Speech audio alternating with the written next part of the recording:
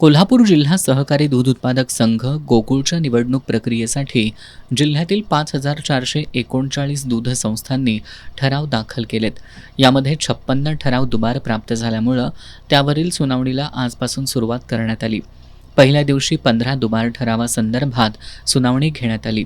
आज झालेल्या सुनावणीत चंदगड तालुक्यातील 3, आजरा तालुक्यातील 1, करवीर तालुक्यातील 2, कागल तालुक्यातील 3, गडहिंग्लज तालुक्यातील 1, भुदरगड तालुक्यातील 2, राधानगरी तालुक्यातील 1 आणि शिरोळ तालुक्यातील 2 अशा एकूण 15 संस्थांच्या ठरावांची छाननी करण्यात आली.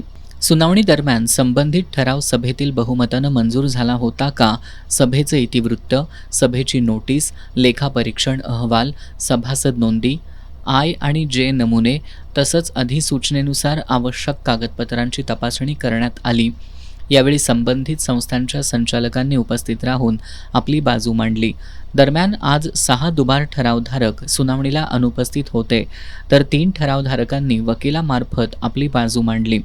करवीर तालुक्यातील भुयेवाडीच्या भैरवनाथ दूध संस्थेच्या ठरावाच्या सुनावणी दरम्यान सभासद नसलेल्या व्यक्तीला मतदानाचा अधिकार देण्यात आल्याचा आक्षेप घेण्यात आला.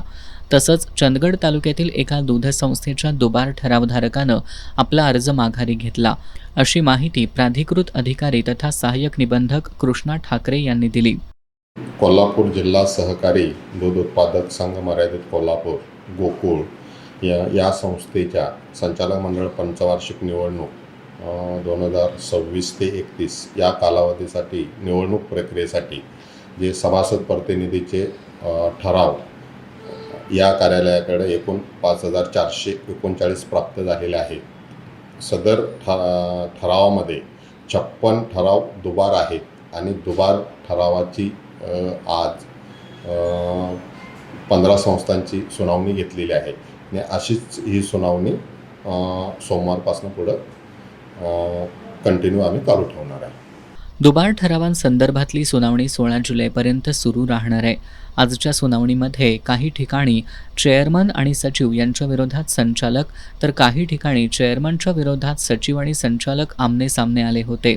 ठरावांवरील वादामुळे या संस्थांमध्ये अंतर्गत मतभेद असल्याचं स्पष्ट झालंय.